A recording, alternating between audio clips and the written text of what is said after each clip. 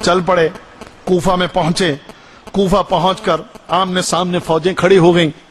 مختصر کر کے بات کو، چونکہ وقت بھی ہو رہا، وہاں پہنچے۔ کوفی وہ بے وفائی کر چکے ہیں، صرف ان کا لشکر حضرت حسین رضی اللہ تعالیٰ عنہ اور آپ کے ساتھ چند افراد یہ میدان میں کھڑے ہیں۔ حضرت حسین نے کوفیوں سے کہا کہ بھئی تم لوگوں نے مجھے بلایا تھا، خط بھیجے تھے، اب آتے کیوں نہیں آگے؟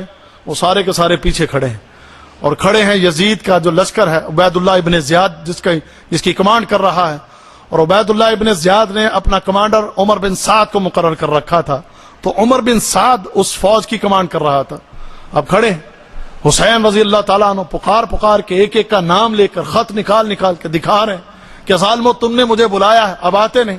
تو دیکھا کہ کوفیوں میں سے کوئی بھی آگے نہیں آ رہا، اور ہم ہی یہ چند افراد جو مکہ سے آئے یہی ہمارے ساتھ ہیں۔ اللہ اکبر۔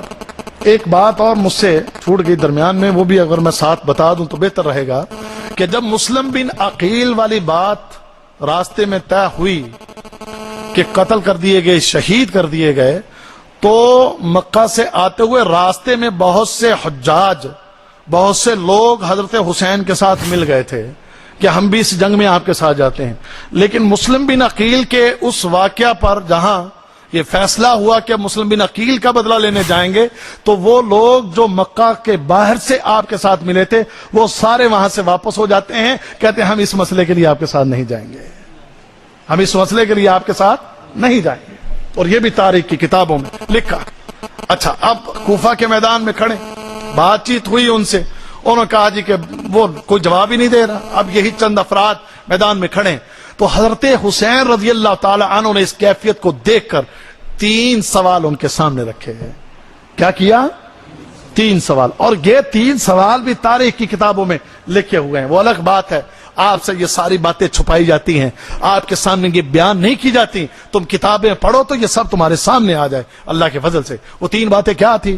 نمبر 1 کہ مجھے اسلامی سرحدوں پر بھیج دیا جائے، نمبر 1 مجھے اسلامی سرحدوں پر بھیج دیا جائے، نمبر 2 میں جدھر سے آیا ہوں مجھے ادھر ہی واپس بھیج دیا جائے، اور نمبر 3 اگر یہ قبول نہیں یزید کے پاس لے چلو۔ لیکن کوئی بات مانی نہ گئی۔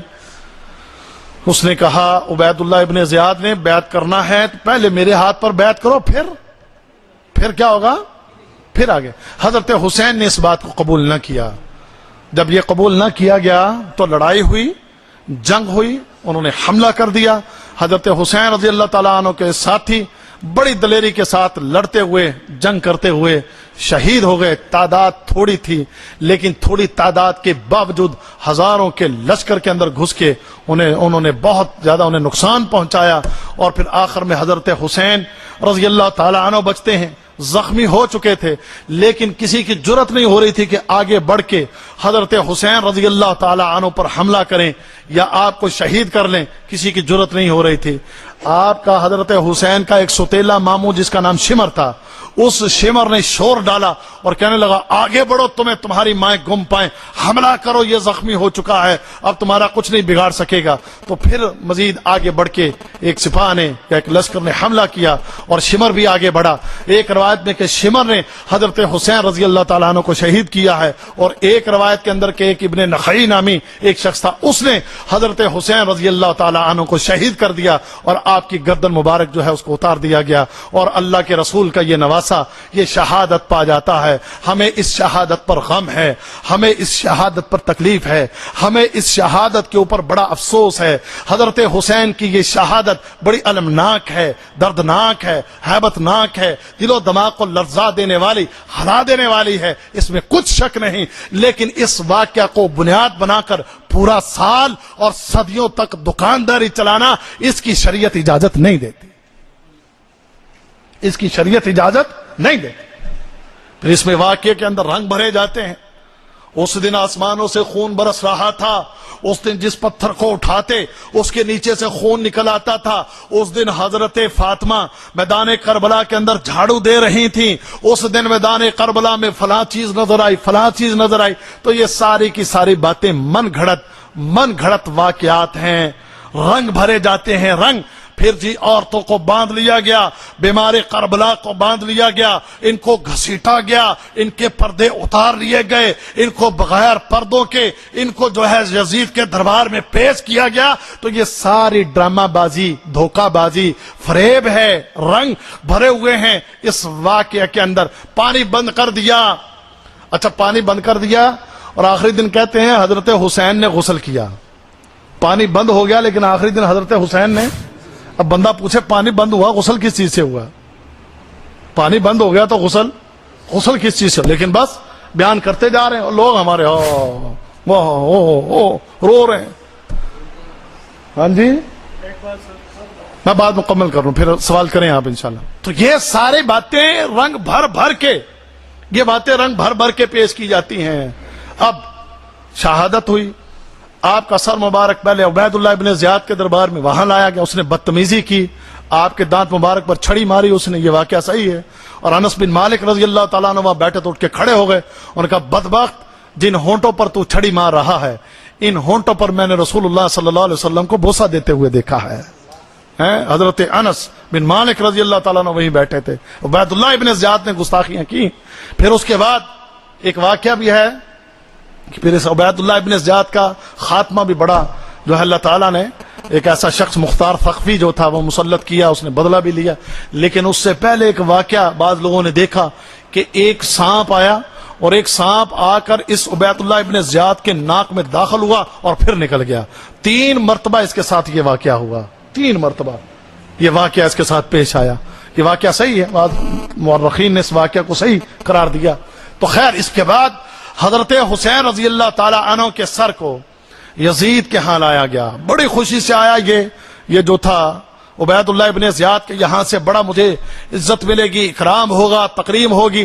لیکن وہیں پر مورخین نے لکھا ہے کہ جب حضرت حسین کے گھر کی خواتین یزید کے گھر میں گئیں تو یزید کے گھر کی خواتین کی آہ و بقا کی آوازیں باہر لوگوں کو آ رہی تھیں کہ یہ کیا واقعہ ہوا ہے۔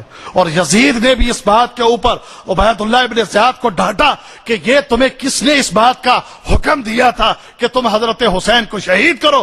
تمہیں تو صرف روکنے کا آرڈر کیا تھا، شہید کرنے کا آرڈر تو میں نے نہیں کیا تھا۔ یہ بات بڑے بڑے مورخین لکھنے پر مجبور ہیں کہ یزید نے حضرت حسین کو شہید کرنے کا آرڈر نہیں کیا تھا۔ اللہ اکبر۔ خیر اس کے اوپر یہ بڑا مایوس ہوا ابن زیاد کہ مجھے یہاں پر اکرام اور مہربانیاں اور تکریم تو کچھ بھی نہیں بلکہ الٹا رسوائی ہوئی ہے، تو وہاں سے یہ چلا گیا۔ اب لوگ اعتراض کرتے ہیں کہ اگر یزید نے یہ نہیں کہا تھا تو یزید نے اسی وقت پکڑ کے اس کو سزا کیوں نہیں دی؟ اس کا جواب بھی دیتا جاؤں۔ میرے بھائیوں، ایک بندہ پوری ایک فوج کی کمانڈ کر رہا ہو، پوری ایک فوج لشکر اس کے پیچھے ہو، تو یقین جانے پرائم منسٹر، پریزیڈنٹ اس کو ہاتھ ڈالتے ہوئے ڈرتا ہے۔ ایک پریزیڈنٹ، ایک پرائم منسٹر یا جو بھی سربراہ اس کو ہاتھ ڈالتے ہوئے ڈرتا ہے۔ اس کو پتا اگر ہاتھ ڈالوں گا تو پھر کیا ہوگا؟ ممکن ہے کہ اس کی فوجیں میرے ساتھ ہی لڑنا شروع کر دیں۔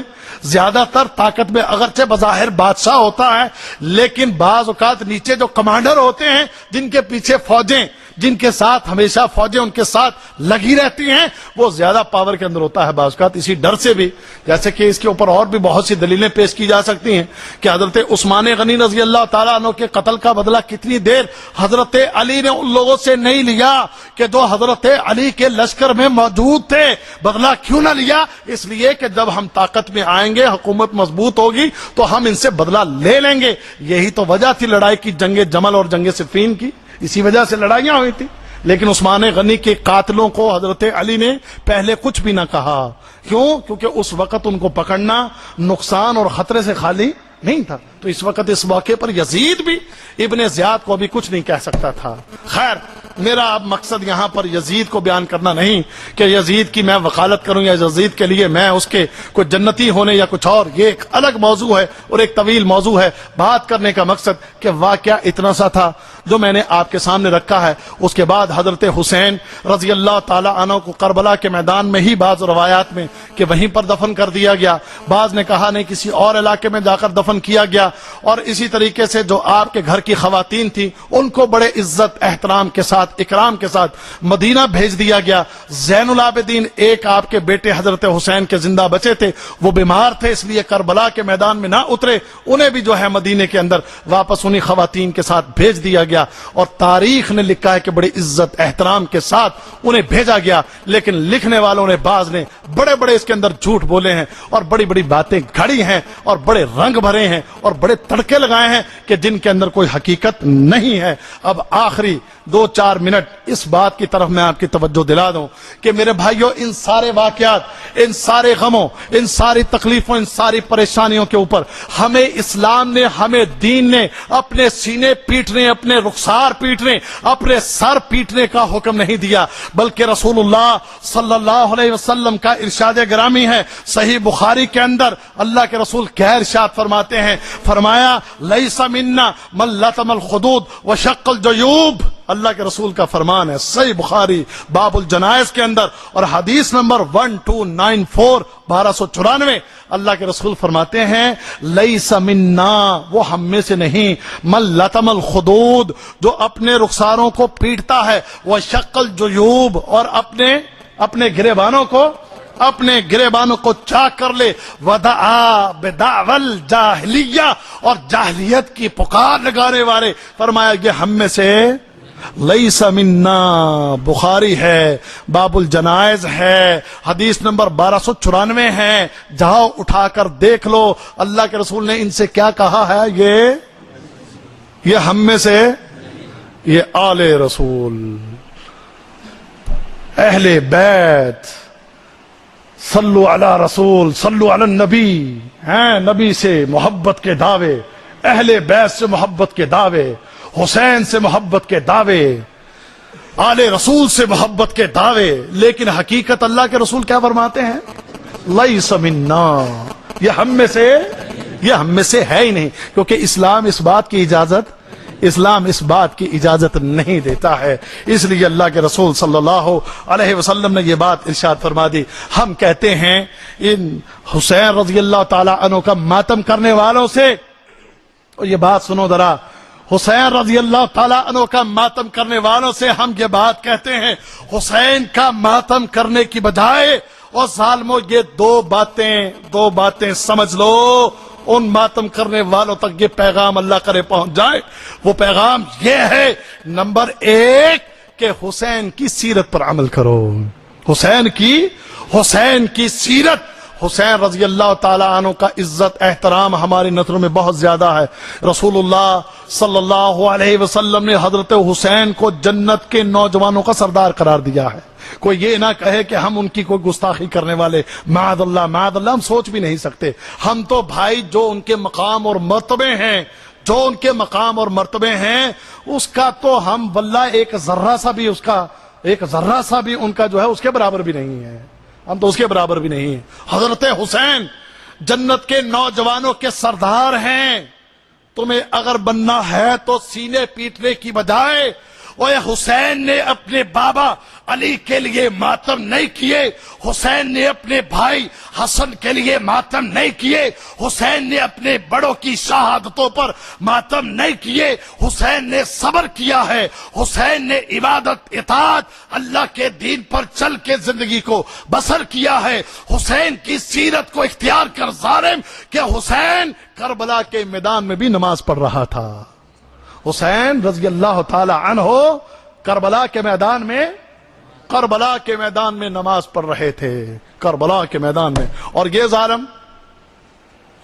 ظالم یہ حسین کا نام لینے والے، حسین کے نام کے جھنڈے اٹھانے والے، حسین کے نام کے علم اٹھانے والے، حسین حسین حسین حسین میرا ہے، حسین کا میں ہوں، جنت حسین کی ہے، جنت مجھے ملنے والی ہے، شیعوں کے واز ہیں، اور ظالم حسین تیرا نہیں ہے، تو حسین کا نہیں ہے، حسین نمازی تھا تو بے نمازی ہے، حسین عابد و زاہد تھا تیرے اندر عبادت زہد نہیں ہے، حسین اللہ سے ڈرنے والا تھا تو فحشیوں بے حیائیوں میں ڈوبا ہوا، تیرا تعلق کیا حسین سے، تیرا حسین سے لینا دینا کیا ہے؟ حسین तहज्जुद गुजार है, हुसैन 5 वक्त की नमाजों का पाबंद है, और तू जालिम, भंगी, चरसी, शराबी, जानी, ड्रामेबाज, फिल्मों में काम करने वाला, थिएटरों में काम करने वाला, डिस्को करने वाला, तू हुसैन से अपने ताल्लुक बनाता है। तेरा हुसैन से कोई ताल्लुक नहीं, ताल्लुक हुसैन से उनका है जो 5 वक्त के नमाजी हैं, हुसैन से ताल्लुक उनका है जो तहज्जुद गुजार हैं।